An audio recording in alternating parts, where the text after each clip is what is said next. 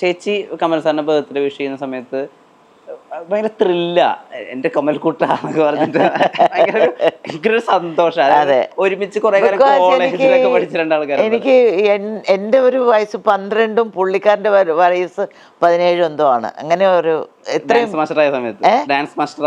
Dance ഞാൻ കുട്ടിയാണ്, ഞാൻ സ്കൂൾ ലീവിലല്ലേ പോകുന്നത് ഡാൻസ് പഠിക്കാൻ. അപ്പൊ അതുകൊണ്ടുള്ള ബന്ധമായതുകൊണ്ട് പുള്ളി ഇങ്ങനെ ഒരു ലെവലിലായി, ഞാനിങ്ങനെ ഒരു ഇതായ. പക്ഷെ ശശിയേട്ടനും കമലും ഭയങ്കര അടുപ്പത്തിലുമായിരുന്നു. ഒരു 19 പടം എന്തോ ചെയ്തിട്ടുണ്ട് ശശിയേട്ടന്റെ പടം. മാമിനെ പറ്റി പറയുമ്പോൾ എല്ലാ ആളുകളും എടുത്തു പറയുന്ന സിനിമയാണല്ലോ അവളുടെ രാവുകൾ. ഇപ്പൊ കമൽ സാറിന്റെ കാര്യം പറഞ്ഞപ്പോഴാണ് അതിനകത്ത് കമൽ സാറും ചോദിച്ചു വാങ്ങിച്ചാണ്. എനിക്കൊരു എന്തെങ്കിലും എനിക്കൊന്ന് ഒന്നും നടക്കട്ടെ, ഞാൻ അങ്ങനെ റെയിൽവേ സ്റ്റേഷനിൽ നടന്നാണ്, അത്രേ ഉള്ളൂ. പുള്ളി ചോദിച്ചു വാങ്ങിച്ചാണ്. ഇത് പുള്ളി അത് നിങ്ങൾ ജനിച്ചേ കാണില്ല, എന്നിട്ടല്ലേ ബാക്കി പറയാ. ഞാൻ വിചാരിച്ചിരുന്നത് പാരലിലൊക്കെ കുറെ പടം ഷൂട്ട് ചെയ്യായിരുന്നു അഭിഷേക് സാർ. ഒരേ സിനിമ 2-3 സിനിമകളൊക്കെ ഒരുമിച്ച് ചെയ്ത സമയമുണ്ടല്ലോ. അങ്ങനെ കമൽ സാറിന്റെ കൂടെ പടം ചെയ്തല്ല, ഞങ്ങളെ അനുമോദനം എന്ന് പറഞ്ഞ പടം എന്തോ ചെയ്തോണ്ടിരുന്നു. അപ്പോഴാണ് ഈ പടത്തിന് ഗ്യാപ്പിൽ ഈ അവളുടെ രാഹുൽ കാലിക്കറ്റിൽ ചെയ്തു. അപ്പം കയറി വന്നപ്പോൾ എനിക്ക് ശശി ഒരു ഷോട്ട് എന്തോ അങ്ങനെ ചെയ്താണ് ആ പടം പുള്ളിക്കാരൻ. മാം, ഈ അംഗീകാരം എന്ന് പറയുന്ന ഒരു കാര്യം ഉണ്ടല്ലോ മാം, അതിനെനിക്കൊരു ഡെഫിനേഷൻ പോലെ തോന്നിയിട്ടുണ്ട് മാമിന്റെ ജീവിതമായിട്ട് ബന്ധപ്പെട്ടിട്ട്. അതായത് അവളുടെ രാവുകൾ ഷൂട്ട് ചെയ്യുന്ന സമയത്ത് ഞാൻ പറയുന്നത് കേട്ടിട്ടുണ്ട്, അഭിഷേക് സാറിനോട് ആളുകൾ ചോദിക്കുന്നു. എത്ര വയസ്സായി? ഞാനിത് റിസർച്ച് ചെയ്ത് കണ്ടുപിടിച്ചു. 28 വയസ്സ്.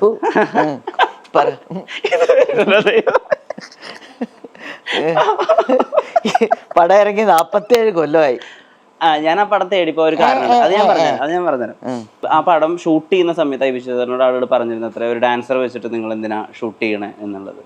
കുറെ കാലം കഴിഞ്ഞിട്ട് ഈ MT സാറിനെ മാം കാണാൻ പോയപ്പോൾ MT സാർ മാമിനോട് പറയാണ്, നിന്നെ പോലത്തെ ആളുകൾ അഭിനയിക്കാത്തത് കൊണ്ടാണ് ഞാനിപ്പോ സ്ക്രിപ്റ്റ്. അതല്ല വലിയൊരു അംഗീകാരമല്ല, ഭയങ്കര ഇത് എന്തൊക്കെയോ ഇപ്പൊ പറയുന്നില്ലേ, ഞാൻ വീടും കോന വീടെന്നൊക്കെ.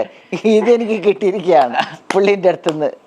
അതാണ് മാം ഒരു ഗ്രോത്തിനൊരു ഭയങ്കര ഇതല്ലേ, ഭയങ്കര സാഷ്ടാംഗമായിട്ട് കാലിൽ വീണ് അങ്ങ് നമസ്കരിച്ച്, എനിക്ക് ഇനി ഒരു അവാർഡും വേണ്ട സർ ചേട്ടാന്ന് പറഞ്ഞ്. ഞാൻ ഈ പടം തേടിപ്പോയ കഥ ഞാൻ പറഞ്ഞുതരാം മാം. ഞാൻ എപ്പോഴും ഏത് പടം? അവളുടെ രാവുകൾ. ഈ നാടോടിക്കാറ്റ് കണ്ടുകൊണ്ടിരിക്കുന്ന സമയത്ത് എപ്പോഴും അവളുടെ രാവുകൾ 17 വട്ടം കണ്ടു എന്ന് പറയുന്ന സമയത്ത് ആളുകൾ ചിരിക്കും, അതൊരു കോമഡി സീനാണല്ലോ. അപ്പൊ എന്താണ് ഈ അവളുടെ രാവുകളിൽ ഇത്ര കാര്യം ഇരിക്കണമെന്ന് എനിക്ക് മനസ്സിലാവുണ്ടായിരുന്നില്ല. അത് കഴിഞ്ഞ് ഞാൻ ഈ കോവിഡിന്റെ സമയത്ത് ഞാൻ സത്യം പറഞ്ഞ അവളുടെ രാവുകൾ കാണുന്നത്. അത് കണ്ടു കഴിഞ്ഞിട്ട് എനിക്ക് ശ്രീനിവാസൻ പറയുന്ന സാർ പറയുന്ന സീനിൽ ചിരി തോന്നിയിട്ടില്ല. കാരണം ആ പടം അങ്ങനെ ചിരിക്കേണ്ട ഒരു പടമായിരുന്നില്ല, അതൊരു ഐക്കോണിക് പടമാണ്. അല്ല, ചിരിച്ചത് അതിനല്ല, നിങ്ങൾ പടം കണ്ട തെറ്റായിപ്പോയി. നാടോടി കാറ്റില് ചിരിച്ചത് എന്താന്ന് വെച്ചാൽ 17 തവണ കണ്ടു എന്ന് പറഞ്ഞ് ഇങ്ങനെ കൈ വെക്കും പുള്ളി. അപ്പൊ ഞാൻ ഇങ്ങനെ നോക്കും ആ കൈയിനെ, അപ്പൊ ഇങ്ങനെ എടുത്തിട്ട് ആ ഒരു ചിരിയാണ്, അല്ലാതെ പടത്തിനെ കുറിച്ചുള്ള ചിരിയല്ലാതെ. തെറ്റായിട്ട് ഇനി ഒരു പ്രാവശ്യം പോയി നാടോടി കാറ്റ് കണ്ടിട്ട് എന്നിട്ട് വേണം ചോദിക്കാനും. ഓക്കെ, അടി വാങ്ങിക്കും. ആൻഡ് ആ പടത്തിന്റെ ഏറ്റവും വലിയ പ്രത്യേകത എന്താണെന്ന് വെച്ച് കഴിഞ്ഞാല്, ആ പടത്തിന് മലയാളത്തിൽ ആദ്യമായിട്ട് രണ്ടാമത്തെ തവണ സർട്ടിഫിക്കറ്റ് കിട്ടുന്ന സിനിമയാണ്. പക്ഷെ ആ സിനിമയിൽ ഒരു കിസ്സിങ് സീനില്ല, ഒരു ഹഗ്ഗില്ല, ഒരു മോശമായിട്ടുള്ള രംഗവും ഇല്ല. എന്നിട്ടും ആ പടത്തിൽ അന്ന് ആളുകൾ മനസ്സിലാക്കിയില്ല എന്ന് ആലോചിക്കുമ്പോൾ എനിക്ക് ഭയങ്കര വിഷമം. ആര് പറഞ്ഞു മനസ്സിലാക്കിയില്ല? Sensor certificate കൊടുത്തതേ. അതിന് ഒരു കുഴപ്പമൊന്നുമില്ലല്ലോ, അത് അപ്പോഴത്തെ സിറ്റുവേഷൻ അതായിരുന്നു. ഇന്നങ്ങനെയല്ലല്ലോ. ഇന്ന് ആ പടം ആളുകൾ ഇന്ത്യയിൽ തന്നെ ഏറ്റവും ബെസ്റ്റ് ഉറപ്പായിട്ടാണ് പറയുന്നത്. നല്ലൊരു മെസ്സേജ് ആയിരുന്നു ആ പടം. അതെ, നല്ല മെസ്സേജാണ്. ഇപ്പോഴും എല്ലാവരും ആരെങ്കിലുമൊക്കെ ചോദിച്ചാൽ നിങ്ങൾക്ക് ഏറ്റവും ഇഷ്ടപ്പെട്ട കഥാപാത്രം ഏതാണെന്ന് ചോദിച്ചാൽ ഞാൻ അവളുടെ രാവുകളിലെ രാജിയെ പറയുള്ളൂ. ഇപ്പോഴും ഡയറക്ടറും അത് തന്നെയല്ലേ? ഫോണിൽ വിളിക്കുമ്പോൾ അതും കേട്ടോ പണ്ടാണ്. ശരി, ഓക്കെ. സീമ ചേച്ചിനെ വിളിച്ചു കഴിഞ്ഞാൽ കേൾക്കുന്ന പാട്ട് അതെ. അല്ല, ഈ ഇത്രയും കൊല്ലമായിട്ട് ആ പാട്ട് മറന്നില്ലല്ലോ ആരും മറക്കില്ല. അപ്പം രാജിയെ മലയാളിക്ക് മറക്കാൻ പറ്റില്ല. ഈ കബീർ പൊന്നമ്മ അതിനകത്ത് പറയുന്ന ഒരു ഡയലോഗുണ്ട്, രാജിയുടെ സ്ഥാനത്ത് ഞാനായിരുന്നെങ്കിലും ഞാൻ ചിലപ്പോൾ ആയിപ്പോയായിരുന്നു. അപ്പൊ ആ പടം ആ സമയത്ത് ആളുകൾ എന്താ പറയാ സെലിബ്രേറ്റ് ചെയ്തതിനേക്കാൾ കൂടുതൽ ആളുകൾ അതിനെപ്പറ്റി എഴുതിയിട്ടുണ്ട്, സംസാരിച്ചിട്ടുണ്ട്. ഇപ്പോൾ EV ശ്രീധരൻ എന്നുള്ളൊരു വിമർശകൻ ആ സമയത്ത് അവളുടെ രാവുകളെ പറ്റിയിട്ട് രൂക്ഷമായിട്ട് വിമർശിച്ച് എഴുതിയിട്ടുണ്ടായിരുന്നു റിലീസായ സമയത്ത്. അദ്ദേഹമാണ് അവളുടെ രാവുകൾ പുസ്തകമായിട്ട് പ്രസിദ്ധീകരിച്ചല്ലോ മാം. ആണോ? ആ പുസ്തകമായിട്ട് പറഞ്ഞപ്പോഴേ ഞാൻ അറിയുന്നത്. പുസ്തകമായിട്ട് പ്രസിദ്ധീകരിച്ചിട്ടുണ്ട്. അതിൽ അവതാരിക എഴുതിയിട്ടുള്ളത് അന്ന് വിമർശിച്ചെഴുതിയ EV ശ്രീധരനാ. അതിന്റെ ഹെഡിങ് ഖേദപൂർവം എന്നാണ്. അന്ന് എനിക്ക് തെറ്റുപറ്റിപ്പോയി എന്നാണ്. Good, thank you sir. Okay, അടുത്തതായിട്ട് എനിക്കൊരു കാര്യം ചോദിക്കാനുണ്ട്. നമ്മുടെ ഏറ്റവും അധികം ഐക്കോണിക് ആയിട്ട് അല്ലെങ്കിൽ ഏറ്റവും അധികം ഓർത്തിരിക്കുന്ന ഒന്നാണ് ആൾക്കൂട്ടത്തിൽ തന്നെയല്ല അമ്മുക്കുട്ടി. ഈ അമ്മുക്കുട്ടി ഒരുപാട് സ്ഥലത്ത് കരയുന്നുണ്ടല്ലോ. ഏതെങ്കിലും സ്ഥലത്ത് സീമ എന്നുള്ള പെർഫോമർ ഗ്ലിസറിൻ ഉപയോഗിച്ചിട്ടുണ്ടോ? ഇല്ല, ഗ്ലിസറിൻ ഉപയോഗിക്കാൻ പാടില്ലെന്നാണ് ശശിയേട്ടൻ്റെ ഒരു ഇത്. ശശിയേട്ടന് അങ്ങനെ ഒരു ഇതുണ്ട്.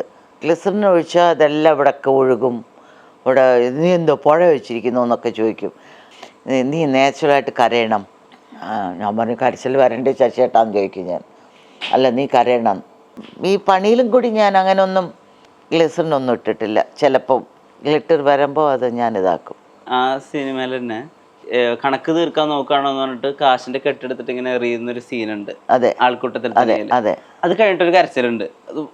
എനിക്കത് മനസ്സിലായി. ഞാൻ അങ്ങനെ കരയുന്ന ആളുകളെ കണ്ടിട്ടുള്ളത് ഇങ്ങനെ വിങ്ങി വിങ്ങി വിങ്ങി കരയുക. അതിങ്ങനെ അങ്ങനെ ആവുമല്ലോ, ഗദ്ഗതം പോലെ. ആ കരച്ചിലൊക്കെ ആ സമയത്ത് അങ്ങനെ വരുന്നതാ? അത് ശശിയേട്ടൻ എൻ്റെ അടുത്തുനിന്ന് വരുത്തിക്കുന്നതാണ്. അല്ലാതെ ഇത് ഞാനായിട്ടൊന്നും ചെയ്യുന്നല്ല. എനിക്ക് അത് എൻ്റെ ഗോസ് ടു താങ്ക്സ് ശശിയേട്ടൻ. പണിയുടെ അകത്തേക്ക് അഭിനയ എന്നുള്ളൊരു കുട്ടി അഭിനയിച്ചിട്ടുണ്ട്. അവർ കുറച്ച് സ്പെഷ്യലി ഏബിൾഡ് ആണ്. അവർക്ക് സംസാരിക്കാനും കേൾക്കാനും സാധിക്കില്ല. പക്ഷേ ആ കുട്ടീനെ പോലെ ഒരു ക്ലവർ ഞാൻ കണ്ടിട്ടില്ല. ദൈവം എന്തെങ്കിലും ഒന്ന് കൊടുത്തില്ലെങ്കിലും ഇനി ഒന്ന് കൊടുക്കും എന്നുള്ളതാണ് ദൈവത്തിൻ്റെ ഒരു കഴിവാണത്. ഇങ്ങനെ ഈ മൈൻഡിൽ എങ്ങനെയാണ് കയറ്റുന്നതെന്ന് അറിയുന്നില്ല. അതായത് ക്യാമറേൻ്റെ അടുത്ത് അസോസിയേറ്റ് ആരെങ്കിലും നിന്നാൽ നമ്മൾ പറയുന്ന ഡയലോഗിന് അടുത്ത് പുള്ളി ഇങ്ങനെയാക്കി ആ ഡയലോഗ് പറയും. എനിക്ക് അത് ഭയങ്കര ഒരു കുട്ടിയുടെ കഴിവാണത്. ഞാനിത് ഇങ്ങനെ കണ്ടിട്ടില്ല. എന്നെ ബ്യൂട്ടിഫുള്ളാണത്. എനിക്ക് മനസ്സിലായില്ല എനിക്ക് എങ്ങനെയാണെന്ന്. പുള്ളി എല്ലാം ഇംഗ്ലീഷിലാണ് എഴുതുന്നത്. നോക്കി നോക്കി പറഞ്ഞിട്ട് വായ നോക്കി പറഞ്ഞിട്ട് എഴുതുകയാണ്. അപ്പം ഇവർ എഴുതി തരും, അസോസിയേറ്റ് എഴുതി കൊടുക്കും ഇംഗ്ലീഷിൽ. ഇത് വായിച്ചിട്ടാണ് കുട്ടി പറയുന്നത്. അപ്പം ഞാൻ അവരുടെ അമ്മയുടെ അടുത്ത് ചോദിച്ചു. ആ അമ്മ ഇപ്പം മരിച്ചു എന്ന്, പാവം. ആ അമ്മേൻ്റെ അടുത്ത് ചോദിച്ചു, നിങ്ങൾ ഇംഗ്ലീഷ് മാത്രം, പക്ഷെ ആക്ച്വലി തമിഴാണ് ആ കുട്ടി. Settle down Hyderabad. അപ്പം ഞാൻ ചോദിച്ചു, നിങ്ങൾ എന്തുകൊണ്ട് തമിഴ് പഠിപ്പിച്ചില്ല എന്ന് ചോദിച്ചു ഞാൻ ഈ കുട്ടിക്ക്.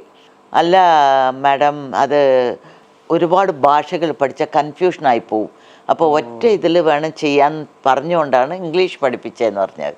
പക്ഷെ അതൊക്കെ ഒരു ഭയങ്കര കഴിവാണത്. ഞാൻ ഇങ്ങനെ നോക്കുക കുട്ടീൻ്റെ തന്നെ. ഞാൻ പിന്നെ സെറ്റിൽ പോയാൽ വെളിയിൽ അങ്ങനെ ഇരിക്കില്ല, സെറ്റിൻ്റെ ഉള്ളിൽ തന്നെ ഇരിക്കും, അവിടെ തന്നെ ഇരിക്കും. അത് ജോജി സാറിൻ്റെ ചോദിച്ചറിയാം.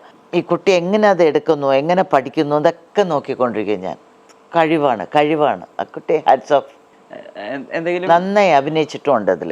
സിനിമയുടെ ശേഷം, ഷോട്ടിന് മുമ്പ് ശേഷമൊക്കെ അഭിനയോട് സംസാരിക്കാനൊക്കെ നോക്കിയിരുന്നോ മാം? എൻ്റെ അടുത്തല്ലേ വന്നിരിക്കുന്നേ.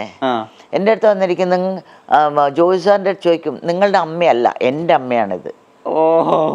The colour all mine not you എന്നൊക്കെ പറയും.